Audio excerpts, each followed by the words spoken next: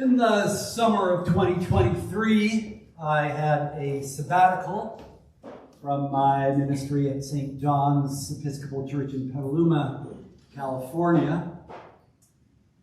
And I had a very specific intention for that sabbatical time, which was to discern whether I was called to spend the rest of my life in Sonoma County, California. My daughter had just graduated from high school. I was looking forward to my 57th birthday, and so, 8 to 10 years, give or take, from retiring from full-time parish ministry. And so this question was on my mind. Do I just stay here and play out the string, so to speak? Not that there wasn't still plenty of work to do there. Or what? But first I had to come to know this place that I'd been living in for 13 years, and yet had been so busy with raising my daughter and planting a garden and rebuilding an Episcopal congregation that I'd never really gotten to know it very well at all. So I won't bore you with all the details of all of the places that I hiked, the mountains that I climbed, the various bodies of water that I explored on my inflatable stand-up paddleboard.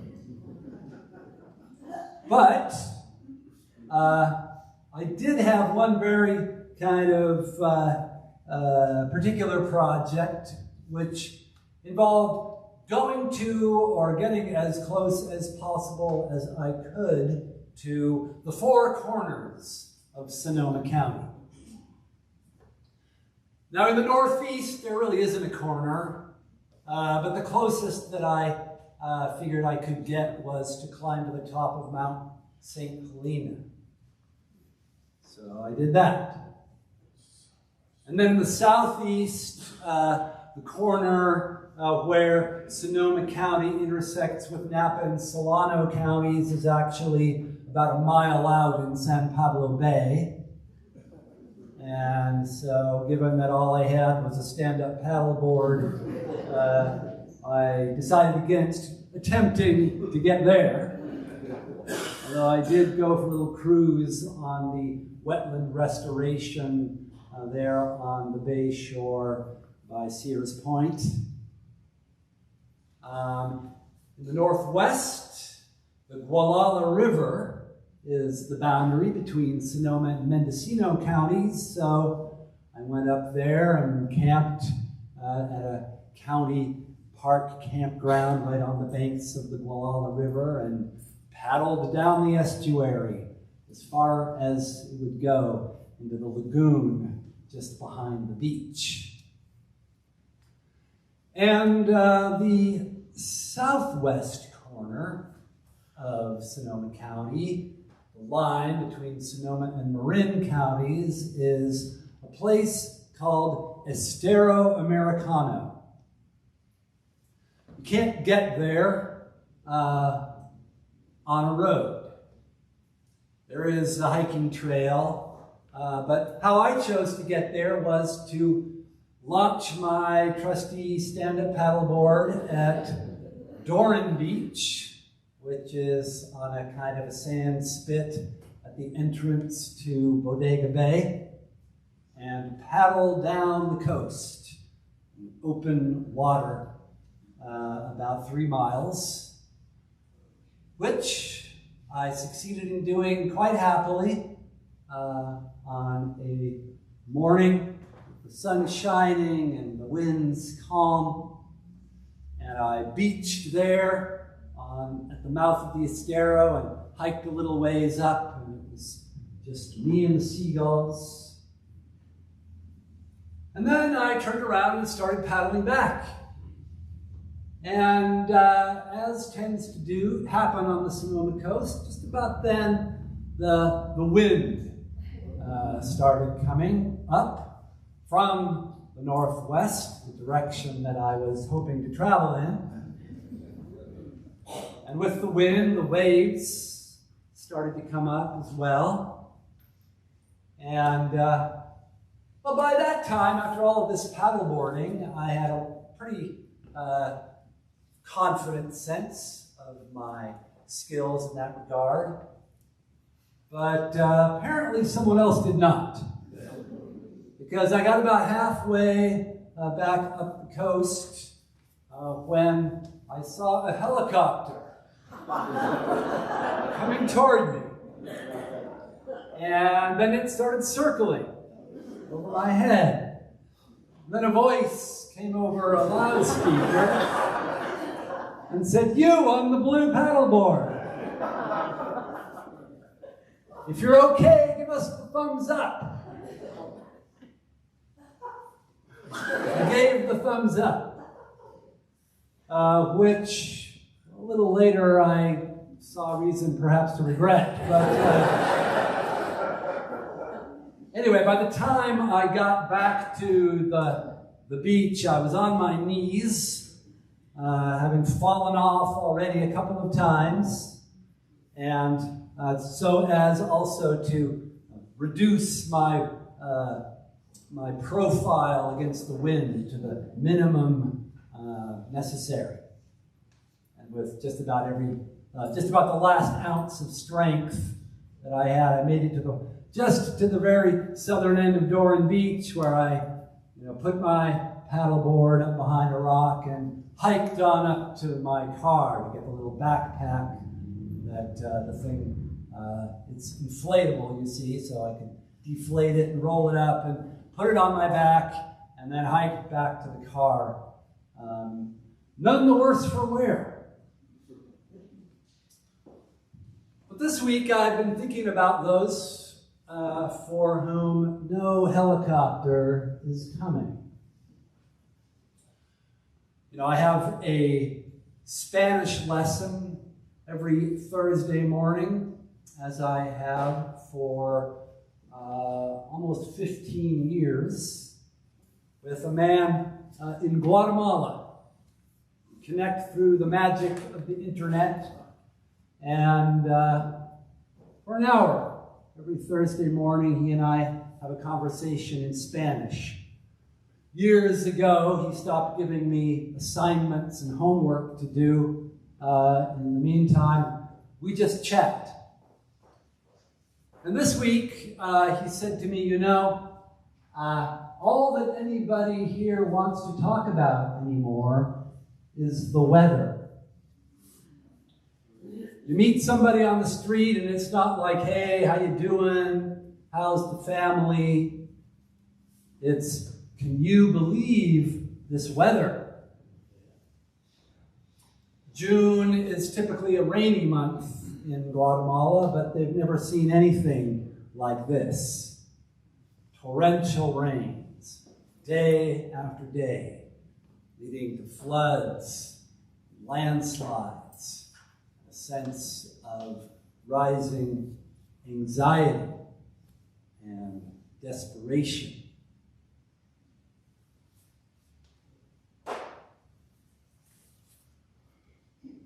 The gospel tells us that it was the evening of the day. The evening when people were, ready to call it quits. And maybe sit down by the fire and put their feet up and relax. It was then that Jesus said to his disciples, "Let's cross over to the other side."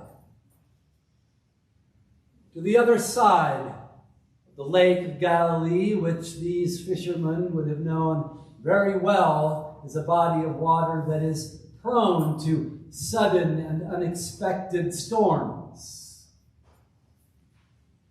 And now, says Jesus, let's go across to the other side of the lake with night falling. Let us go across in the dark to the other side, the side of the Gentile territory that lies over there. Let us continue this journey of liberation that you have joined me on, like our ancestors who crossed the Sea of Reeds by night when the wind was howling to escape from slavery in Egypt. Let us make a crossing like that in your fishing boat. And so they took Jesus, the gospel says, just as he was. No life jacket, no beacon, no GPS navigation system. Just Jesus in the boat. And now let us cross to the other side. And the storm came up. The winds were beating against the boat. The cry went up, as it is going up for so many of our brothers and sisters throughout the world as they experience heat such as they've never known it before, storms that come at times of year when they've never seen them before, volumes of rainfall coming down, quantities that have never been seen before, people crying out, "Teacher, do you not care that we are perishing?"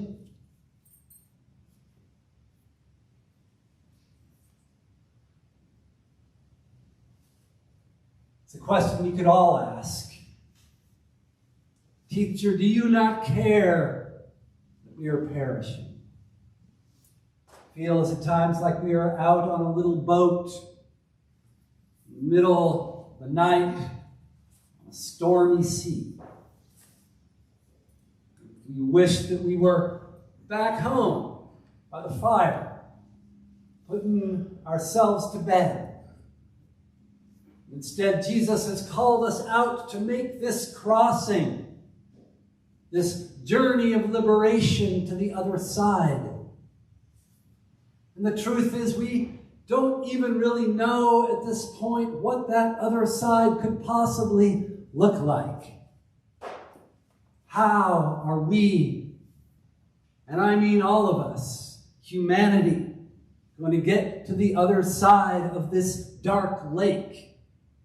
How are we going to survive this storm?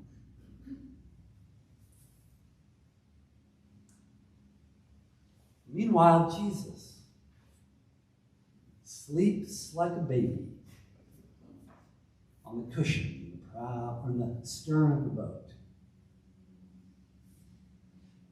Teacher, do you not care that we are perishing? He does care. Maybe our job is just to wake him up.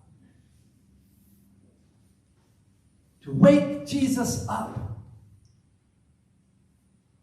So that he can stand in this little boat with us and speak to the storms of anxiety, to the waves of dread, and answer that question for us again. Teacher, do you not care that we are perishing? And God, in God's infinite compassion, speaks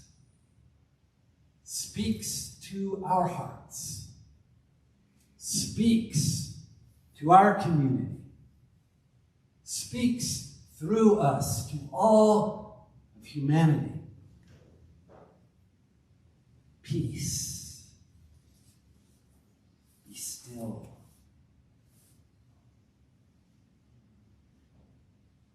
Peace.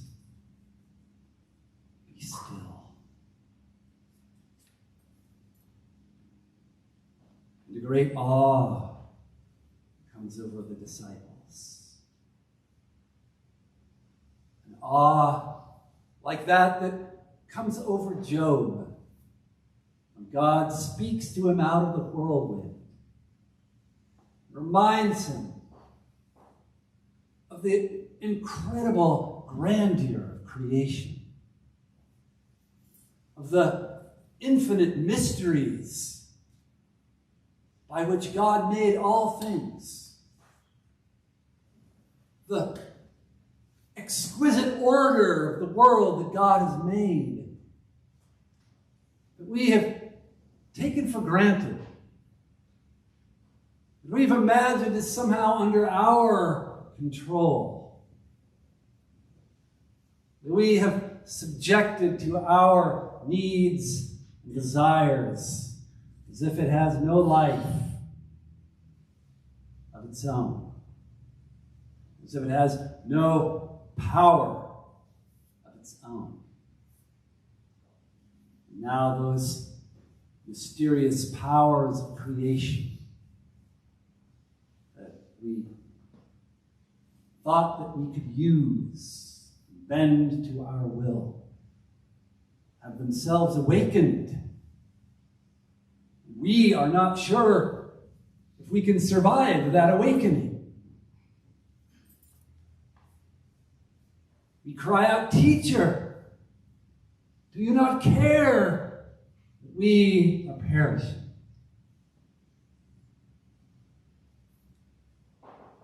Peace. Be still. Know the awe. The awe.